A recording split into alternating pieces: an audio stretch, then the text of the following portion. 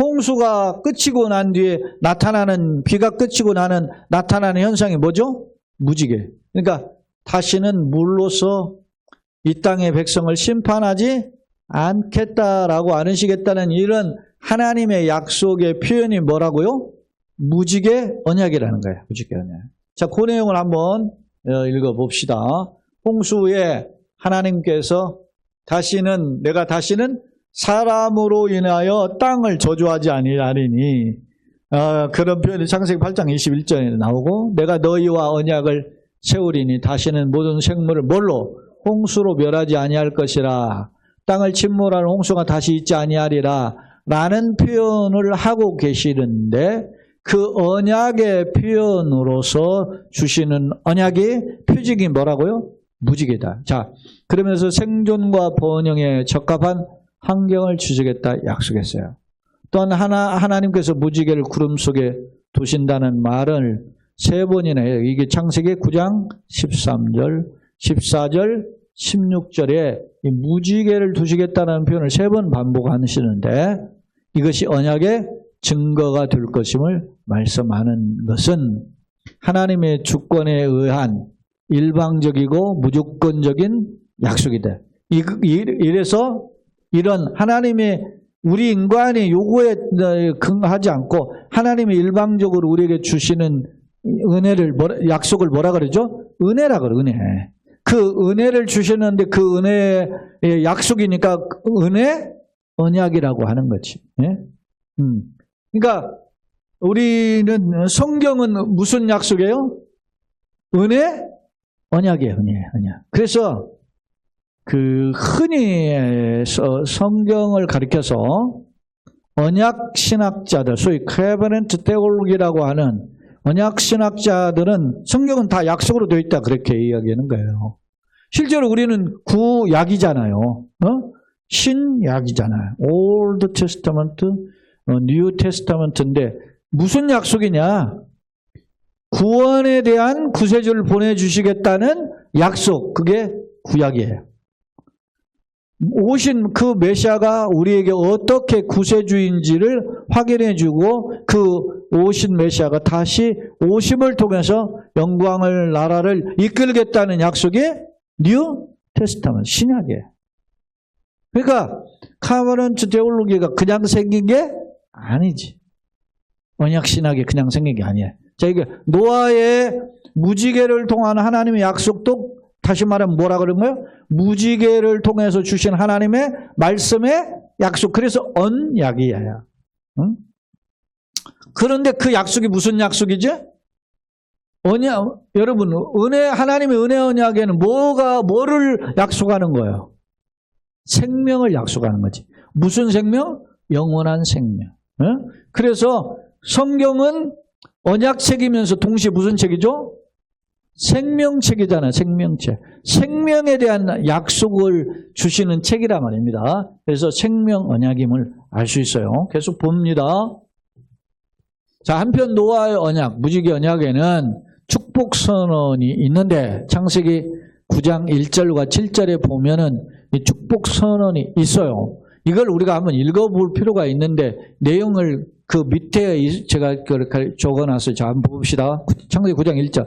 하나님이 노아와 그 아들에게 뭘 줘요? 복을 주시며 그들에게 이르시되 뭐하라? 생육하고 번성하여 땅에 충만하라. 또 창세기 9장 7절에 너희는 생육하고 번성하며 땅에 가득하여 그 중에 번성하라 하셨더라. 자, 이 말씀이 성경인데 뭐가 같다고 보여줘? 뭐가 같아요? 창세기 1장 28절. 생육하고 번성하라. 땅에 충만하라. 땅을 정복하 땅을 다스리라. 땅에 편만하라. 그 내용이 창세기 1장 28절이죠. 그죠? 창세기 1장 26절에 보면 우리가 우리의 모양을 따라 사람을 만들자 하고 사람 만들어요. 그리고 그에게 복을 주시며 뭐요? 생육하고 번성하라. 땅에 충만하라. 땅에 번성하라. 땅을 정복하고 다스리라. 이게 소위 5대 정복 명령이라 그러잖아요. 그런 내용의 축약판과 같은 게 어디에 또 나타난다? 창세기 9장 1절과 9장 7절에 나타나는데, 이거는 자, 거기 읽어봅시다. 이는 하나님은 진노보다는 생명의 풍요를 누리기 원하시는 은혜가 더욱 크신 분임을 선포하고 있다. 하나님이 빈덕 드는 거에 홍수로 쓸어버리시더니 또 뭐 이래. 이게 아니고 하나님은 진노 중에도 은혜와 긍휼을 잊지 않으시는 분이다 라고 하는 점을 강조한 표현이 그게 창세기 9장 1절과 7절인데 이것은 홍수 이후에 노아와 그 세 아들의 가정에 주시는 약속임을 알 수 있어요. 자, 노아의 세 아들의 이름이 셈, 함, 야벳이죠. 자, 야벳이 먼저 봅시다. 야벳은 지중해 섬들과 지중해 대표적인 예를 들어서 크레타 섬이라든지 키프로스, 사이프러스라고도 하죠. 우리는 성경이 구브로로 번역되어 있죠. 그 구브로라는 섬들, 이 지중해 섬들과 소아시아, 지금의 튀르키예에 분포되어 있는 그런 자손들을 야벳 자손으로 후손으로 봐요. 이스라엘의 개념으로 볼 때는 이스라엘에서 제일 멀리 떨어져 있는 사람들이 야벳이에요. 그러니까 흔히 이런 사람들은 주로 이 사람들이 주로 어디로 건너갔겠어요? 유럽으로 건너갔겠죠. 그래서 흔히 학자들은 야벳의 자손들은 아마 백인들과 유럽 쪽으로 흩어졌을 것으로 본다. 이렇게 해석을 해요. 두 번째, 이제 함의 자손들은 이스라엘과 적대 관계를 형성한 민족들로 구성되어 있음을 알 수 있어요. 대표적으로 아시리아. 아시리아는 지금의 시리아와 튀르키예 남부 영역이 아시리아죠. 그리고 바벨론의 일부까지가 이 아수르에 해당해요. 그 다음에 아프리카. 아프리카는 이집트를 포함해서 나오는 일종의 흑인들을 중심으로 한 사회죠. 그리고 가나안 땅에는 가나안 무슨 족속? 7족속. 이게 이제 기본 여부수 족속, 기르가스 족속, 휘 족속, 아무리 족속 이렇게 그런 족속들이 7족속들이 있는데 이 족속들을 가리켜서 가나안 7족속이 있는데 누구의 자손이에요? 함의 자손이다. 그 다음에 이제 소돔 고모라. 이 소돔 고모라 지역은 가나안의 남쪽 지역으로 보이는 지역이죠. 그럽니다.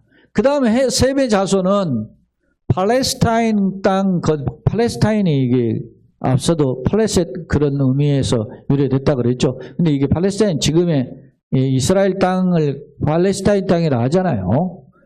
팔레스타인 건너 동편 지역에 거주했어요. 그러니까 요단 아마 동편 정도에 거주함을 마지막에 기록함은 중요한 족속임을 강조한다.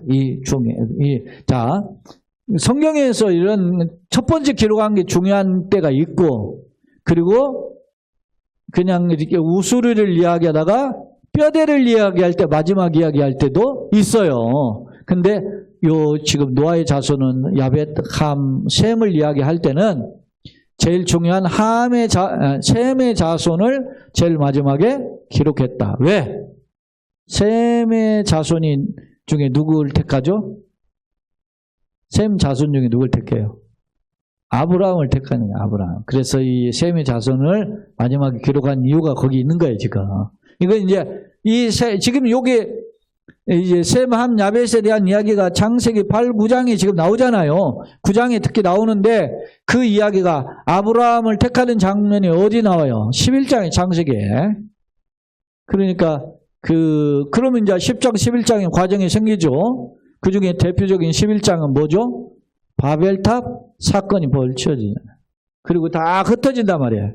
흩어진 중에 셈 자손 중에 누구? 아브라함을 택해서 하나님의 약속의 땅이라는 가나안 땅으로 다시 인도하는 그런 과정을 살펴볼 수 있는데, 우선 아직 우리는 이제 성경을 다 아니까 이렇게 하는데, 지금 요 부분에서는 노아의 세 아들들의 구성 분포도를 이야기할 때 셈의 자손은 팔레스타인 건너편, 요단 동편 쪽에 주로 거주하고, 이들을 마지막에 기록하는 까닭은 중요한 족속임을 강조한 표현으로 하나님이 이들을 통해서 거기 중요하죠. 죄의 문제를 해결하는 길을 제시했다. 다시 말하면 구원의 희망을 보여주는 그 길이 누구다? 셈의 자손들이다. 얘기를 보는 겁니다. 자, 이제 2페이지만 더 하고, 이게 지금 20페이지입니까? 자, 창세기 11장은 좀 더 해야 되겠네요. 11장 바벨탑 사건과 아브라함의 조상, 이렇게 봅시다. 바벨탑을 쌓고자 하는 목적. 자, 창세기 11장에 보면 이렇게 사람들이 해요. 또 말하되, 자, 성읍과 탑을 건설하여 그 탑 꼭대기를 어디에? 하늘에 닿게 하여 우리 이름을 내고 온 시민의 흩어짐을 면하자. 여러분, 탑을 쌓는데 하늘에 닿을 수 있나요? 없죠. 그렇지만은 하나님은 하늘에 계신다고 생각하고 우리가 쌓다 보면 하늘에 닿을 수 있다라고 생각했어요. 그래서 탑을 쌓는 거예요. 그게 탑을 쌓는 목적이 뭐라는 거죠? 하늘에 하나님 계신 곳에 닿고 싶은 거야. 그런데 거기에 그 다음 뭐라고 했어요? 우리 이름을 뭐라고? 내고 온 시면에 흩어짐을 변하지. 뭐 하려고? 두 가지야. 우리 이름을 내고라는 건 높인다는 거야. 우리 이름을 높이고 우리가 지변에서 흩어지고 면하자 하고 바벨탑을 쌓는 목적이 여기 있어요. 그런데 유대인의 역사가죠. 이 필로의 글에 보면 바벨탑을 쌓은 당시 그 돌들이 이제 고고학적으로 발굴이 되는데 그 벽돌마다 그 벽돌을 쌓은 사람의 뭐가 있었다? 이름이 적혀 있었다. 벽돌이 작지 않았다는 거야. 뭐 자기 이름 새겨가지고 그러니까 이름 내고 싶어하는 것이 보통 인간의 생각이잖아요. 유명해지려고 그렇게 안 했나? 요즘 뭐 인스타그램이라든 뭐 여러분 뭐 유튜브라든지 뭐 하면 막 구독자 많아지면 막 하잖아요. 그죠? 그게 뭐 얼마? 세상은 너무 구독자가 몇만이야, 몇십만이야, 뭐 몇백만, 어디 뭐 저 먹는 것만 하는 애들 뭐 그 애는 뭐 구독자가 2천만 명이가 넘는다며. 그러니 말이지. 세상이 참 이상 요지경이죠. 자, 어찌됐든 벽돌을 쌓는 사람의 이름을 적었다고 그래요. 이름 내려고 한 거죠. 온 지면에 흩어지면 면하고 우리 이름을 내자. 그렇게 한 목적이 담겨져 있어요. 자, 이는 바벨탑은 뭐죠? 자기 인간의 능력을 나타내고자 하는, 인간이 높아지고자 하는 그런 모습이 꼭 누구와 같아요? 내가 이것을 먹는 날에 눈이 밝아져 하나님같이 되리라. 똑같잖아요. 사탄은 항상 지가 빠져가지고 타락한 술수를 누구에게 집어넣어요? 인간에게 집어넣어서 그를 죄짓게 해. 네? 우리 세상을 보면 그렇게 할 수 있다니까? 사탄은 높아지려다가 타락한 거죠. 그 교만이죠, 그게. 그렇게 되려다가 범죄한 게 아담과 하와죠. 그런데 그 범죄를 또 하는 게 누구다? 바벨탑 사건이다. 그래서 이런 바벨탑은 인본주의 사고의 부산물이고 인류의 오만함과 교만함과 오만에 따른 반란의 모습을 보여준다. 바벨은 흩으셨다 그런 뜻이거든요. 하나님 그들을 흩으신 바벨에. 자, 창세기 11장 8절 읽어봅시다. 여호와께서 거기서 그들을 온 지면에 흩으셨으므로 그들이 그 도시를 건설하는 그자다. 아니, 우리가 이 이름을 지면에 내고 흩어짐을 면하자 그랬는데 하나님은 어떻게 해요? 그들의 정반대를 해버렸어요. 흩어진 이유가 뭐죠? 바벨이 뭐 혼잡스럽게 만들었어요. 그 다음 장을 보겠습니다. 바벨이란 혼란, 뒤죽박죽 그런 뜻인데 다시 말하면 벽돌을 쌓는 중에 막 전달! 벽돌 가져와! 그랬는데 뭘 가져와요? 물 가져오는 거예요. 시멘트 가져와! 그러면 벽돌 가져오고 그러다 보니까 이 바벨탑을 쌓지 못하게 된 거예요. 그래서 언어가 갈라지니까 언어가 뒤죽박죽 되니까 바벨 혼잡스러우니까 그 언어가 있는 사람들끼리 갈라지기 시작한 거예요. 언어가 통하는 사람들끼리. 뒤죽박죽의 뜻으로 언어를 혼잡하게 하여 지면에 흩으심을 가리킴. 즉 하나님은 분명 뭐라 그랬어요? 노아의 언약을 통해서 생각하고 모아 번성하라 그랬잖아요. 예? 땅에 충만하라. 그렇게 하기를 원하셨지만 그러나 인간은 어떻게 해요? 하나님을 떠나 무모한 계획으로 자기 이름을 내고 흩어짐을 면하려고 했던 그 결과 뭐만 가중했어요? 혼란. 바벨이 됐다는 거죠. 바벨탑. 혼란만 가중시켰고 하나님이 뭐만 했어요? 진노의 대상이 되었다. 여러분 보세요. 내가 예를 들어서 대통령이 됐다 쳐요. 세계 유명한 어떤 데에서 땅을 좀 뺏었다 해요. 하나님이 노해버리면 그만이잖아요. 그죠? 야, 너 그거 아무것도 아니야 임마. 어? 앞서 우리가 봤잖아요. 시간이 없어서 제가 자세히 안 살피는 것뿐이지 사울왕이 뭐예요? 자기 이름을 기념비를 세웠다니까 전쟁에 이기고 기념비 세웠는데 하나님 그를 버려버렸어요. 20만 명을 통해서 아말렉을 진멸하고 승전보를 울리게 했단 말입니다. 그렇지만 그는 하나님이 버리심받은 사람이 됐어요. 그러니까 뭐예요? 우리가 흔히 말하죠. 겉으로 남고 속으로 비치는 거 똑같이. 세상에서는 열광을 받았지만 하나님은 그를 뭐요? 버리셨어요. 버린 결과 어떻게 했어요? 사울이. 블레셋과 싸우다가 결국 어떻게 해요? 죽어요. 그의 아들과 함께. 네? 비참하죠. 자, 한편 창세기 11장 10절로 32절에 보면 셈의 족보와 이게 이 창세기 11장 마지막 부분이에요. 10절에서 32절에 셈의 족보와 누가 등장해? 아브라함의 조상의 기록이 등장해. 이것은 무엇을 의미하냐? 죄와 타락, 교만과 반란에 의하 망가진 인류지만 그럼에도 하나님 뭐를 포기하지 않으시고 한량없는 은혜로 그들을 여전히 뭐요? 붙들고 계신다는 희망의 메시지.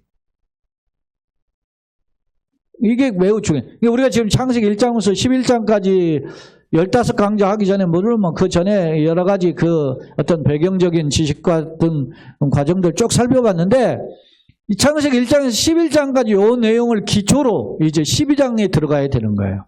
근데 12장에 들어갈 때 이제 조금 맛보기만 화면만 보고 마치겠습니다. 자, 창세기 12장에 들어가기 전에 1장에서 11장까지는 우주적 주제와 거기를 한번 읽어봅시다.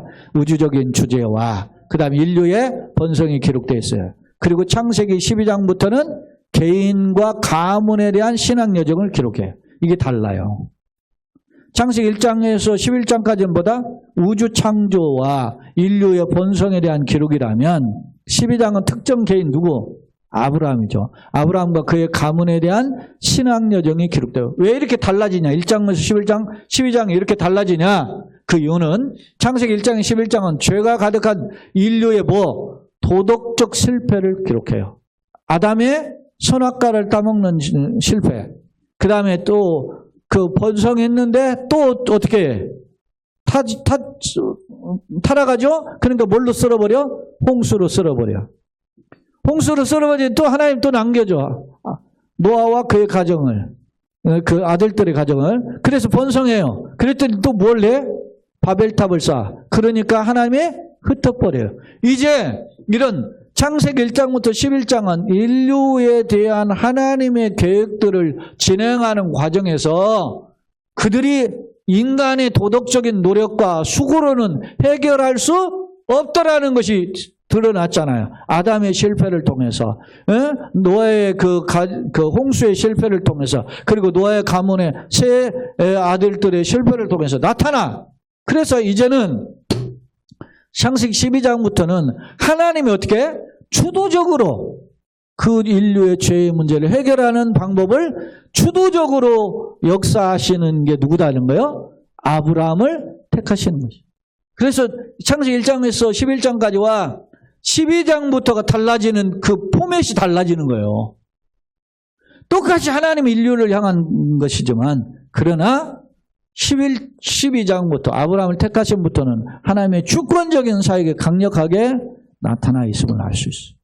그것이 우리가 좀 주목할 점이에요. 그래서 제가 이걸 계속 이야기하는 거예요. 또한 읽어보시죠. 또한 창세기 1장에서 11장은 죄가 가득함과 인류의 도덕적 실패를 기록한다면 창세기 12장은 죄의 해결을 구체적으로 기록해요. 왜냐하면 홍수로 인류가 거의 전멸하고 겨우 신실한 믿음의 계보인 셋의 자손이 노예 가정만 남았음에도 그렇게 남겨놓았는데 그 노예 가정이 뭐예요? 결국 번성하더니 바벨탑을 쌓잖아요. 생육하고 번성하라 했더니 번성하더니 뭘 쌓았어요?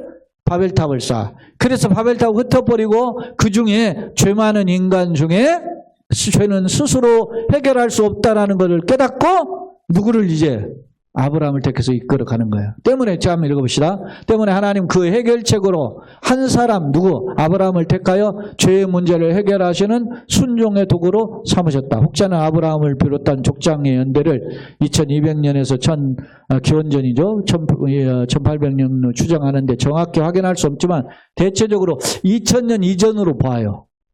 제가 조사한 통계는 한 2100년 이렇게 들은 것 같은데 확인할 수 없음을 근거로, 그러니까 너무 텀이 길다. 그러니까 아브라함은 비실존 인물이 아니야. 뭐 열정이 전설의 인물이야. 이렇게 이야기죠. 하지만 그들 역시 족장 이야기가 허구임을 반박할 만한 구체적인 증거는 제시는 못하고 그냥 그런 주장만 하는 거예요. 오히려 족장 시대의 이야기, 그들이 존재했던 당시 문화적인 배경들이 잘 나타나. 이 시기가 아브라함의 생존했던 시기가 중기 청동기 시대였다라고 하는.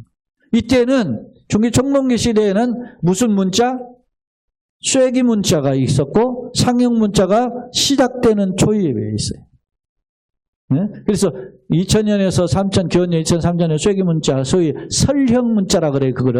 그런 문자가 있었고 이 2000년부터는 소위 상형, 사람 모양을 본따 가지고 글자를 만들죠.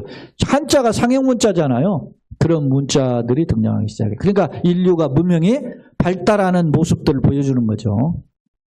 그런 모습을 우리는 살펴볼 수 있습니다. 오늘은 여기까지 하고 이제 아브라함에 대한 구체적 아브라함 언약에 대한 내용은 이제 16강부터 살펴보도록 하겠습니다. 기도하겠습니다.